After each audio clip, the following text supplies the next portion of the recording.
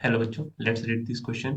Which compound is formed when the enolate of 2-methyl cyclohexanone formed from lithium diisopropylamide, that is LDA, reacts with methyl iodide? हमें बताना है कि इनमें से कौन सा कंपाउंड फॉर्म होगा जब 2-methyl cyclohexanone का इनोलेट जो कि फॉर्म होता है साइक्लोहेक्सानोन के रिएक्शन की वजह से from lithium diisopropyl amide and then reaction with MEI।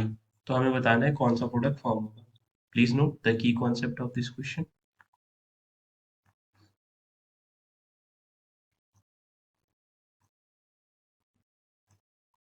That is LDA being a bulky base,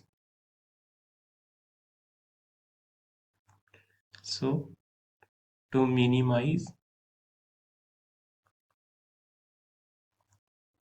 repulsion,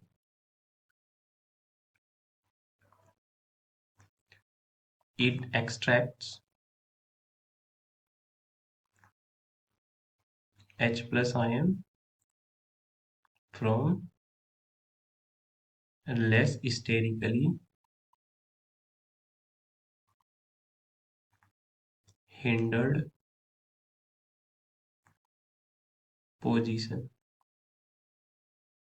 तो जब हम LDA की बात करते हैं, LDA का मतलब lithium die isopropyl amide.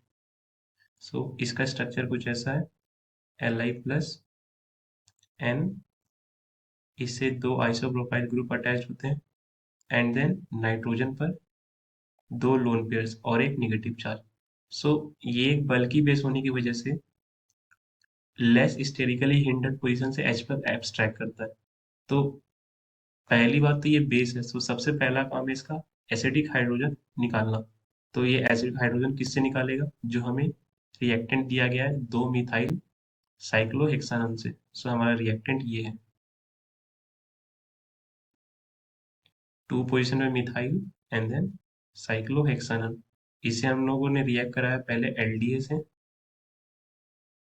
Then in the second step हमने रिएक्ट कराया मिथाइल आयोडाइड से MEI या CH3I।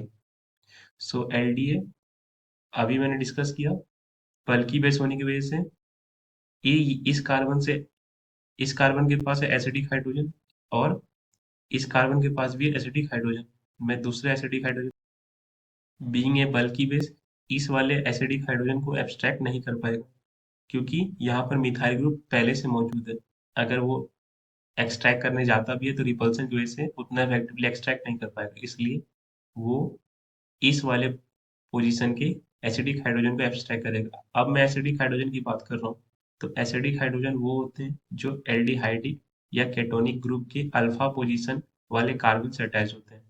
सो ये एलडीए H प्लस के रूप में इसको ले जाएगा और ये बॉन्ड पेयर इस कार्बन में एज अ कार्बन है,